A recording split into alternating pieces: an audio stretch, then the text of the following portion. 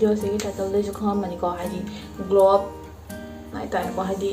wedding season haidi hojik ti myam do mo tam ni ko aduna lo mo tam je hoi su ho ma malai ya ko hoi gi khangna ba ma gi lo mo lai ya ko ma ma su dum haidi video yam nam ning hai da ne adu ma pa lo mi ne samai video na su ra ga ina yam nam ning ba adu oi ba ni ya ko adu phajana bu de ai khang de hai ga da hai ra haidi ko nungai na ba nam da ra ke ko Yumda position semaga skincare ni pot chai haidi scrub poro haidi face mask ke adum lo ko ina pamjaba ina tawjaba wa sengba ina tawjaba to usara ke ko mayam da aduki ahan ra ina tawji sa ko agi yo da to a ho se sina podi ni ko ada sina podi sa ai di ahan lo ni ina se do kize samdaba mo sino napkhali lor ai di nje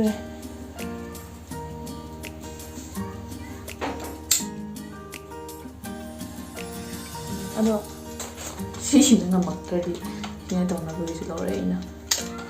sponsor na ti ko ma'am sa ai sangi yumna daw daw ko sa inga tani ko sponsor am tanate chite thung na ma yar ko lor ka na ko lo se yaw ni pan yaw re si matu jong na hana before comment đâu gì sai gì không gì đó kỹ năng gì này anh hắn mà tôi có dám nữa nhưng mà tôi mai nó xuống sai được tại vì nó coi đi xôm đã không có xin nè xôm để phát được nhiều vậy tôi biết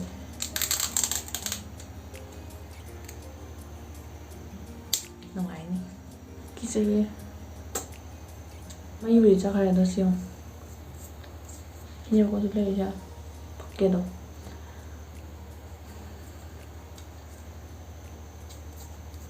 Nari kan naati ma se bon kamala pakatiam pakale utpasu yade toraki 1 2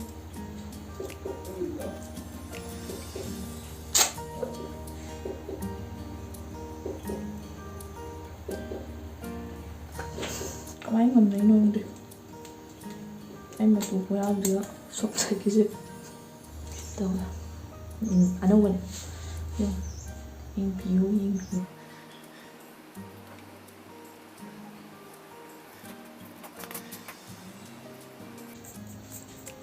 sisi na mà chúng mình skin chế dry rồi hay moisturizer rồi áo tôi bị qua tủ tôi bên hai bên này bạn đó hay là powder có làm tính hơn mình làm bài mình đi không đẹp chúng nhớ là đây cái học thế này anh tụ 나 카가 파자리 와야지 카가 다보니 완도 이제 저는 보니 엄마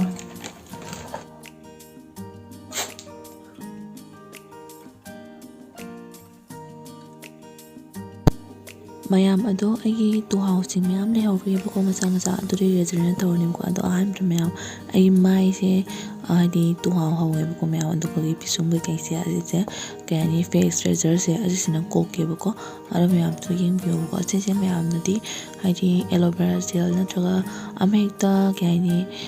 thau kumba kai yumba tai ga taw bio ko ado ai samai na tum taw sina nungai je ko ado ai sum mamang ri bu te ai se adi moisturizer kumba yawe ko aduna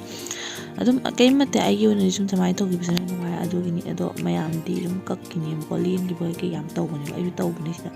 aduna mayam aduna aloe vera gel ko boy ke to tai bi ko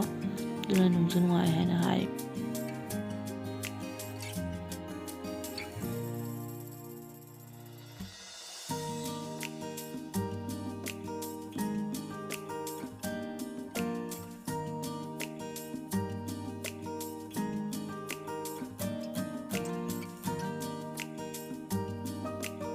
Ayan,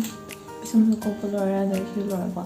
Ado ay ko haji face mask sila tungulin. Face mask semdera kyo ko yung gibote na semdera ko do scrub semdera body scrub ko ado semdera ke to yeng na resip ko. Do ay si matukar la hawli ba sa ti razor ko ge ko ingam je.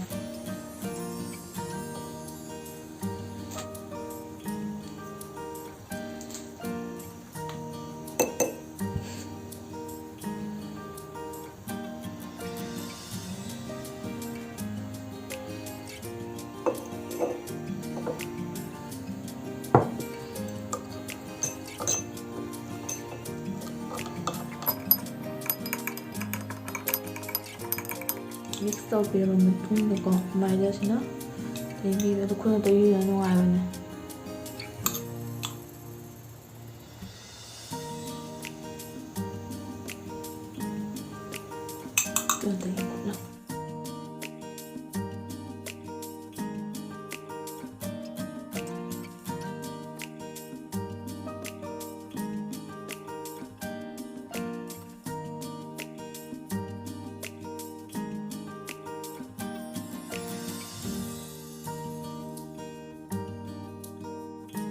kemarin ya apa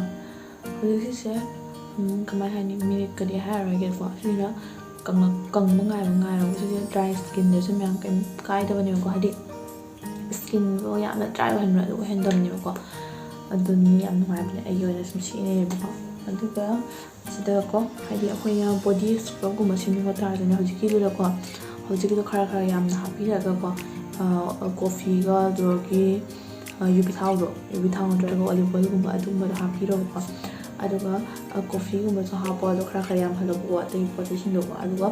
body scrub do machine ko yam nungai bani ko ai so ji to jara ke ko do hoje application kimal eto samai le yo ko adum mam je loser boda body ko kani ado hoje ai body scrub se me ai jara ke ko aduga khali ai na semiwa पोचै चाहिँ कमाइ हानि युमि पोचै nga siam words ko moigi ayon no pot kane ko hairdi ram chamana bani ko isa mono no la yam nungai do oyo ko dai lai na siam ya bani na ya mo so ina am haning ba ko ni ko na ko handak na pochai nga sai gi do se se ga na la ko ai ma tak pa do jeng tak pa do ka pirani so se yo no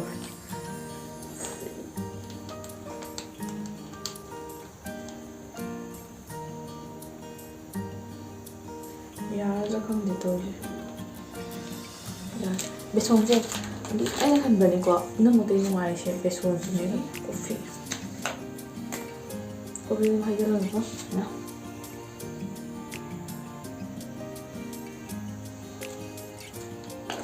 coffee से मारे तो अच्छा है को अरे मैं यहाँ palm बनी तो आई जी कम जरा तो मिला है आप तो इसको इंसान देख संगों से हाँ ये तो अच्छा भी नहीं ना मुझे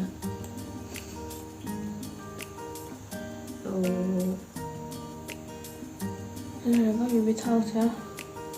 다음 풀었기만 한데. 좀 더 간단해.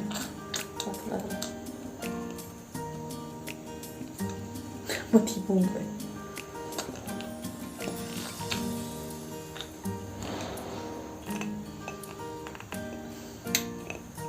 남들. 요즘에 암침이 안 올라오시는 거 올라오시다가 루저라가 하게로 얘기해요. mayam sida ai luzeraga lai ko mayam yimyo ko skin jam na smooth oraga yam nungai bedo oyeba ko ado sida budi ai kayim tai trebe ko ado mayam ai use serum han tai yeba ko vitamin C serum moina tai rage ngasidi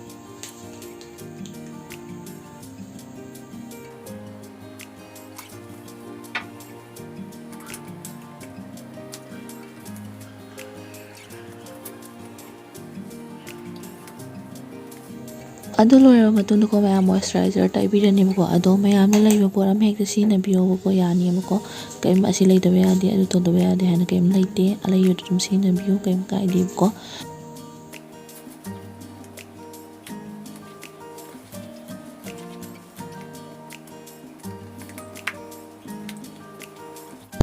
ado mayam ai usi mai silang trikalanga pajara bani ko ado hosi amu body lotion amu tayar ge ko ado si body lotion se whisk care gi ne ko ado si se nungdang tayar ga ne kan ne hai ko ado ai wing din waram da tai ja bani ko to ka da kaim lai tra bani na kaim kai de nungsa thok pe ya de ba si tayar ga ado ado mayam da alai moisturizer sum sina biyo kaim kai de ko aduga mayam ko ai roll-on gi oina di asigi pharmacy roll-on se sine ko si mara mayam nusi bani ko ado si gi atopa masu lak bani mara nusi bani ko UV maram da mag yam nusi bani amma si su yam nusi ado amma do na hena pam me bai ko ado mayam ai skin si ngo yam smooth oraga phajara bani ado mayam try to biyo ado mayam video se kamai hani sponsor gi po che am te yaw ke ko isa gi punang ta de ko sin dai de to mayam try to biyo ko yam nungai bani mo no bani ko yam nungai bani ko isa do ado mayam도 비디오 잘 신자려고 또 같이 이거 안드리면 bye bye.